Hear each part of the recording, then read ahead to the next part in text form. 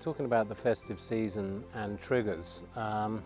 What are we talking about when we say the word triggers? Well, triggers refers to things which cause addicted people to have cravings. So they come in two types, sensory triggers and emotional triggers. So sensory triggers are literally things that remind you of drinking or using drugs, so seeing people drinking or seeing alcohol in a glass, things like that. Emotional triggers are probably stressful events that lead you to want to drink or use drugs to self-medicate. So obviously the festive period is full of triggers, especially in the West. Alcohol consumption is pretty rife anyway, but in the festive period it gets really intense. So how do you get through that time? Well, I'd say the triggers come in sort of several different categories. There's general stress, there's the periods of celebrations and parties, and then there's those awkward family dynamics and things that are forced on us at Christmas time.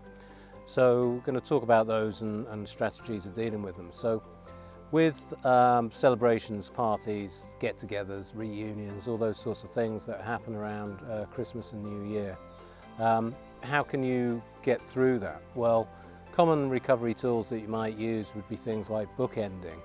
So you might ask yourself, am I really ready, especially in early recovery, to go to parties and things like that? Well, there's no reason why you wouldn't, but you would probably want to bookend it if you did. So that would involve phoning in a trusted person who's also in recovery before you go to the party, and phoning them again when you leave. So that creates a kind of accountability where you're phoning in to the person. Someone's expecting you to phone in and say, yep, I got out, I'm still sober. And you can do that, and therefore you don't have to necessarily avoid celebrations. But how would you deal with watching people drinking when you're not drinking? Well, perhaps you can do something like, if you're getting lots of negative self-talk running around in your head, like probably something like, why can they have fun when I can't? Well, you remind yourself, why are you in sobriety is because you're different to them. They can take a drink without consequences. You probably can't if you have a history of alcohol abuse. So you're starting off from a different place to them. All you've got to do is get through the night, get to midnight or 1 a.m., get home, get your head on the pillow and you're still sober, and in the morning, guess what? You haven't got a hangover, which is good, right? So there are benefits to being in recovery, so you can talk to yourself in that way, talk about the benefits, not the temptations, which are short-lived anyway.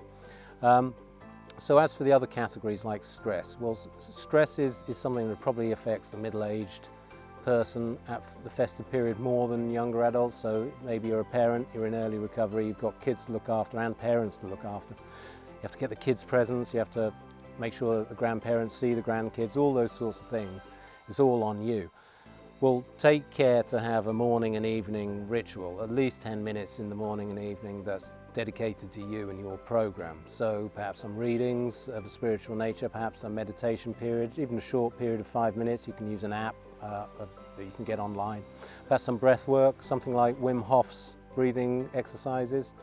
These things can help to ramp down the sympathetic nervous system, the fight-flight system, and ramp up the rest-digest system, the parasympathetic nervous system. So when we're breathing, using breathing exercises, it's a good way of calming down stress. And you can even break off in the middle of the day for 10 minutes and do that if you have to.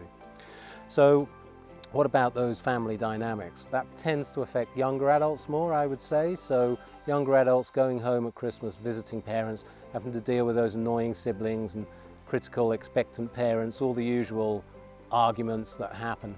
Will make sure that your family is an open system, not a closed system. So lots of dysfunctional families are closed systems. They don't allow for outside input. You can't afford that if your family is argumentative or stressed out. You need to bring other people into the process. So phone recovery friends, go out with them for a walk, get to Zoom meetings of AA, NA, Smart Recovery, anything like that. Have outside help to get you through that period.